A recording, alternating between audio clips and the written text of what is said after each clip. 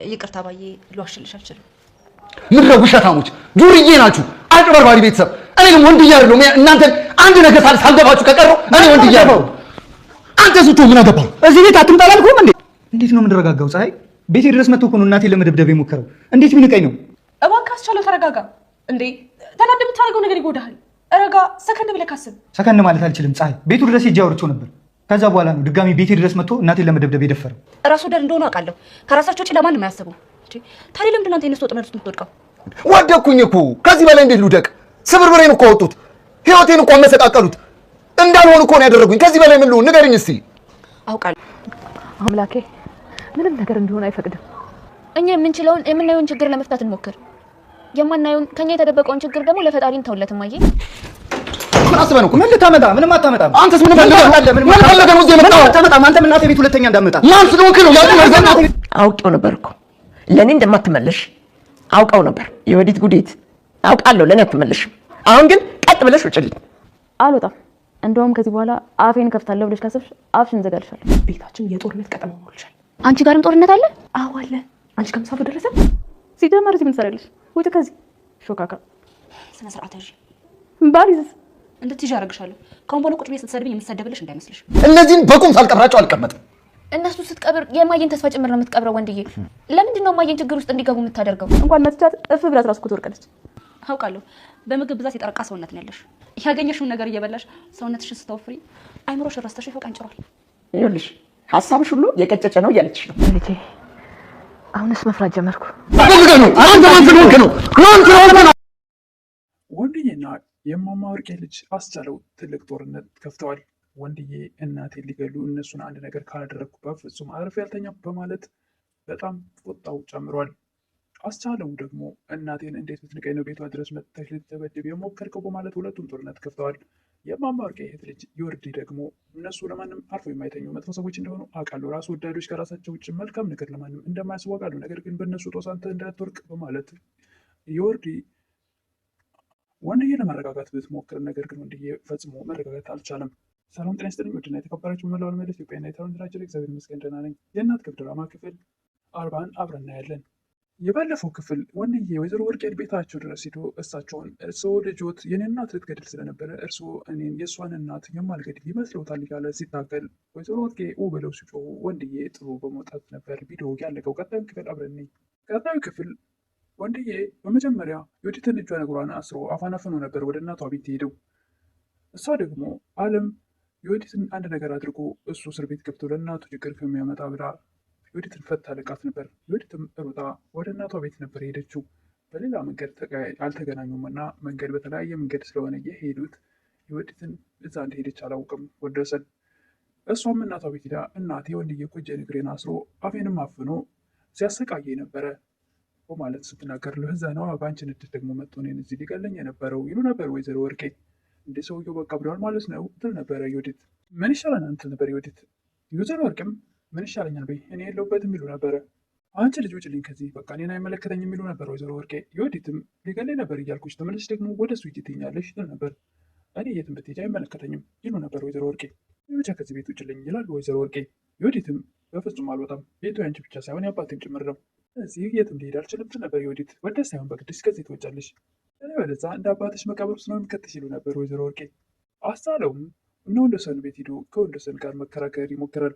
ወንደሰንም ደህና ቤተሰብ እንዳለው ደግሞ አትወጣጠር፣ እናትህና እህትህ ደግሞ በጣም የተረገሙ ሰዎች ናቸው፣ ዘርም አይደሉ ይል ነበር ወንደሰን። ትሰማኛለህ ይል ነበር አስቻለው። ስለ ሚስትህ እንደፈለግ አድርጋት፣ እናቴን ግን ፈጽሞ እንድትነካ አልፈልግም። እናቴን ሁለተኛ ቤቷ ድረስ መጥተህ አንድ ነገር ብትል አልለቅም ይል ነበር አስቻለው። የኔን እናት ግን ስትገድል ከልጇ ጋር ስትተባበር ምንም አይደለም አይደል? ይህን እናት ለመግደል መርዝ ቀምማል ለልጇ መስጠት ትችላለች አይደል? እናትህ ላይ የተደረገው ነገር መጥፎ እንደሆነ አውቃለሁ፣ ብቻ ነው ከአንደበት ላይ መጥፎ የሚለው ነገር ብቻ ነው የተጻፈኝ ነበር ወንድዬ። እናቴን እኮ ከመርዝ የበለጠ መርዝ ሰድበዋታል፣ ደብድበዋታል፣ ቅስሟን የሚሰብር ቃላቶች ተናግረዋታል። ለዚህ ሁሉ መጥፎ የሚለው ቃል ብቻ ይገልጸዋል ብለህ ታስባለህ ነበር ወንድዬ? ይገባኛል፣ እረዳሃለሁ፣ ትሰማኛለህ። ልጃቸው ህመሜና ጭንቀቴ የእናቴ ላይ የደረሰው ነገር ቢገባህማ ኑሮ ቤቴ ድረስ አይንን አፍጥተህ መጥተህ እናቴን እንደዚህ አትናገራት እንደዛ እያልክ ቃላቶች አትናገርም ነበር። ግን በፍጹም ቤቴ ድረስ መጥተህ እናቴን ልትናገራት አትችልም የሚል ነበረ አስቻለው። ወንድዬ የምታመጣለህ ታዲያ ወይ ደግሞ ከእናትህና ከእህትህ ጋራ ብረህኛር ልጨርስ ነው እንደ የፈለከው? መግደል ማንነት የለኝም ይል ነበር አስቻለው። ወንድዬም አንተም ማንነትህ ከእናትህና ከእህትህ የተሻለ ነገር የለም፣ ፊት ላይ የሚነበበው ይሄ ነው ይል ነበር። ዘወርቅ የሚመጣውን ነገርኩሽ፣ ከቤት ያልወጣ ምትይ ከሆነ ይሉ ነበር ልጃቸውን። እና ልጅ ሲል ጨከነች፣ ልትገያት ነው ይትል ነበረ ዮዲት። ከቤት ያልወጣም ካልሽ ራሴን ለማዳን ስል እገልሻለሁ ይሉ ነበር ወይዘሮ ወርቄ። እንጂ የልጅ መቀስ ህይወት እንድታመሰጋገብ አልፈልግም። አሁኑኑ ቀጥ ብለሽ ከቤቴ ውጭ። ወዲት ከቤቴ ውጭልኝ ይሉ ነበር ወይዘሮ ወርቄ። የወዲትም ስሜን ጠላሁት፣ ለምንድን ነው መጀመሪያ የወዲት ብለሽ ያወጣሽልኝ ትል ነበር። እሱን እዛ መቃብር ጋር የተኛውን አባት ሲለኝ ጠይቄው እሱን ያወጣልሽ ይሉ ነበር ወይዘሮ ወርቄ። የወዲትም ከዚህ በፊትም እንዳለችው አሁንም ድጋሚ አትወልጂኝም እንዴ? ቆይ ልጅሽ አይደለሁም? ሰው ልዩን እንዴት እንደዚህ ውጭ እያለ ወይ ደግሞ እገልሻለሁ እያለ ይዝታል ትል ነበር የወዲት። እህት እኮ በእሷ ምክንያት ያላጣሁት ምን አለ? ያለኝም በሙሉ ልትወስድ እኮ ነው ይሄን ሁሉ ስታደርግ የነበረው። ደግሞ ጥሩት እንዳለች ሁሉ መተህ ቤቴ ድረስ ትከራከራለህ ይል ነበር ወንድዬ። ስለ ሚስትህ እኮ ከማግባት በፊት ማወቅ ነበረብህ፣ መመርመር ነበረብህ ይል ነበረ አስቻለው የወዲት ወንድም። ወንድዬም እንኳን እኔ ልመረምራት ሰይጣን አጋንንት ራሱ በእሷ የሚቀና ይመስላል፣ የእሷን ክፋት የሚያውቀው አይመስልም ይል ነበር ወንድዬ። እና ክፋቷን እያወቅ ለምን አገባት ይል ነበር አስቻለው። ወንድዬም ይህን ሁሉ ተንኮሏን ባቅማ እንዴት ላገባት እችላለሁ? በአጠቃላይ መልኩ እሷ አጋንንት ሰይጣን ናት ይል ነበር ወንድዬ። እኔ እኮ እንደዚህ አይነት ሰው መሆኗን ባውቅ ኖሮ እንኳን ላገባት አይደለም በሄደችበት መንገድ አልሄድም ነበረ። እናቴ ላይ ሲደርስ የነበረውን ግፍና መከራ የገባኝ አሁን ነው። በፊትማ እናቴም ሆነች አለም ቤታችን አገልጋይ ስትነግረኝ በፍጹም አላምንም ነበር። ሚስቴ መልካም ሴት ናት ነበር የምለው። እሷም መቁረን እየሄድኩኝ ምስኪኖችን እየረዳው ስለምትለኝ እኔ እሷ መልካም ሴት እንደሆነች ነበር ማምነው። ፈጽሞ የሚነግሩኝን አላምንም ነበር የሚል አይነት ነገር ይመስላሉ እንደሰል ጊዜ አለምም ልትነግረው ትሞክር ነበረ። በነገራችን ላይ እናቱም ለመናገር ይሞክሩ ነበር። በእርግጥም የልጅ ትዳር እንዳይበላሽ እያሉ ዋጥ አድርገውት አንቺ ጥቁር ድንጋይ፣ አንቺ አመዳም፣ አንቺ ሲጋራም፣ አንቺ ከአንድ ነጠላ በላይ የምትለብሺ የሌለሽ እያሉ ብዙ ከፍና ዝቅ እያደረጉ ሞራላቸውን የሚነካ ቅስማቸውን የሚሰብር ቃላት ሲናገሯቸው ለልጃቸው ትዳር ላለመፍረስ ብለው ብዙ ችግር ተሸክመውና በሆዳቸው ፈና አድርገው ይዘውት ኑረው ነበር። ነገር ግን ጊዜው ሲደርስ ወንዶሰን በራሱ ጊዜ ደረሰበት እንጂ ማናቸውንም ነገር አያምናቸውም ነበረ። ወንድዬ ሚስትህ ከባድ ሰው ናት፣ መጥፎ ናት፣ በደንብ ልታጠና ትፈልጋለሁ እያሉ ከአቅማቸው በላይ የሆነባቸው ጊዜ ቢነግሩትም ሊሰማቸው አልቻለም ነበር ወንደሰን። መልካም ሴት ነው የሰጠሽ እኮ ጥሩ ምራት ነው ያለችሽ ነበር የሚለው ወንደሰን። አሳለውም መጀመሪያ ራስህን ውቀስ እነሱን ሳይሆን፣ ምክንያቱም መጀመሪያ አንተም ራስህ አጥንተህ ያላገባት ሚስት ላይ አሁን መፍረድ አትችልም የሚል ነበር አስቻለው።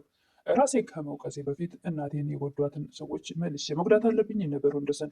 ስራዬ ስለማይቀር ወይ እስር ቤት ሁኜ ወይ ሰማይ ቤት ሁኜ ራሴን እንድወቅስ አሁን ግን እነሱን መጉዳት አለብኝ ይል ነበር ወንደሰን። እስር ቤት የምትገባው ይል ነበረ አስቻለው። ወንድዬም ያቺ የተረገመች እህትህን ወይኔ እገላታለሁ ወይ ደግሞ እሷ ትገለኛለች ቀድማ። እህቴን መፍታት ትችላለህ፣ እንዴት ገላት ግን አልፈቅድልም የሚል ነበር አስቻለው። ይህም ያንተን ፈቃድ ማን ጠየቀ?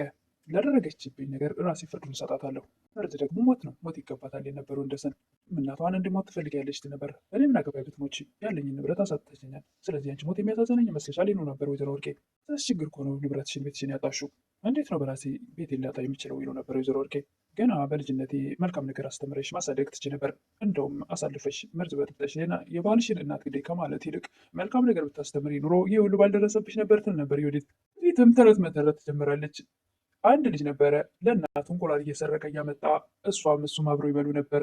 በእንቁላሉ የለመደው ልጅ አሁን ደግሞ በሬ ሰረቀ። በሬ ሰርቆ የሰፈሩ ሰው ይዞ ገበያ ለገበያ እያዞሩ ያንከራተቱ ሲደበድቡት እናትየው ልጁን አይታ ልጄን ተውት እባካችሁ ስትል እናቴ ምን ነው በእንቁላሉ ጊዜ ብትቀጨኝ ኖሮ ዛሬ እንደዚህ በበሬ አልደበደብ ነበር አለ ትላለች ዮዲት። ወይዘሮ ወርቄም ደግሞ ይሄ ታሪክ ከእኔ ታሪክ ጋር ምን አገናኘው? ዮዲትም መጀመሪያ ክፋትን ተንኮልን ባታስተምርኝና ባትተባበሪ ኑሮ ይህ ሁሉ ነገር ባልደረሰብን ነበር ትል ነበር። ሁሉ ነገር ተጠያቂዋ አንቺ ነሽ። ወይዘሮ ወርቄም አንቺ ደግሞ የምትቆነጠጭ ልጅ ነሽ እንዴ? የማንን ምክር ትሰሚያለሽ? የተረገምሽ ልጅ እኮ ነሽ። ብትመክሪ ትኛለሽ እንዴ? መስሎ ደግሞ የሰው ምክር ሰምተሽ የምታውቂው ነበር ወይዘሮ ወርቄ። ዮዲትም ደግሞ ከአንቺ አፍ ምክር ይወጣል እንዴ? ከአንቺ አፍ እኮ ስድብ፣ እርግማን፣ መጥፎ ቃላቶች ነው ሁልጊዜ የምንሰማው እየሰማን ያደግነው ትል ነበር ዮዲት። ገምሽ ብሎ ነበር ወይዘሮ ወርቄ። ዮዲትም እኔ የተረገምኩ ከተባልኩ አንቺ ምን ልትባይ ነው? የተረገመች እናት የተረገመች ልጅ ወለደች። ወንደሰንና አስቻለውም ጦርነታቸውን ቀጥለዋል። ስለወንክ ነው ቤቴ ድረስ መጥተህ ጦርነት የገጠምከኝ ወይም ደግሞ እንደዚህ ያፈጠጥከውኝ ነበር። ወንድዬም ከቤት ይወጣ እናቴ ቤት ምን ልትሰራ መጣህ እያለ ካስቻለው ጋር ግብግብ ይገጥማል። አለምም ኧረ እባክህ በፍጹም ተረጋጋ፣ እንደዚህ ልታደርግ አትችልም ትል ነበር። እማዬ ብትሰማ ምን ትላለች ትል ነበር። አለም ሁለቱ መሀል ገብታ አንተም ውጣ፣ አንተም ተረጋግተህ አርፈህ ቁጭ በል በማለት አስቻለውን ከቤት ታስወጣለች።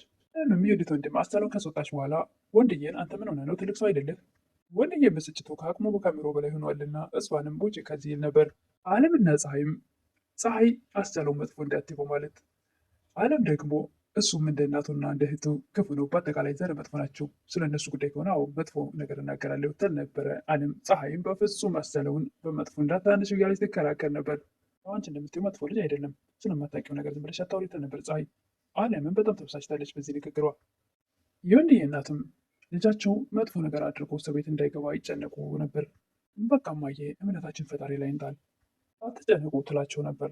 በመጨረሻም ወንድዬ አስቻለውን ከቤት ይወጣ ለምን ቤት የመጣ ይል ነበር። አሁን ደግሞ እነሱ ቤት ሂዱ አሁንም ያን ቤተሰብ ማጥቃት እንዳለበት ወስኖ ቆርጦ ተነስቶ ነበር። ነገር ግን የወዲት ወንድም አስቻለው እንዴት ቤት የመጣ በማለት ሁለቱም ጦርነት ከፍተዋል።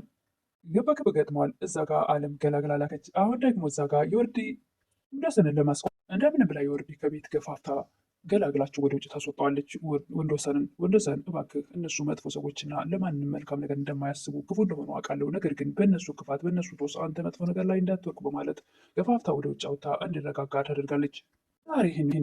ለዛሬ የእናት ግፍ ድራማ ይህን ይመስል ነበረ። እዛ ጋር አለም ገላገለቻቸው። እዚህ ጋር ደግሞ የወንዶሰን መጥፎ ነገር ውስጥ እንዳይገባ ረድተውታል ማለት ነው። ወንጀል እንዳይሰራና እስር ቤት እንዳይገባ። ለቀጣይ እንግዲህ አብረን የምናየው ይሆናል። ለዛሬ የእናት ግፍ ድራማ ክፍል 40 ይህን ይመስል ነበር።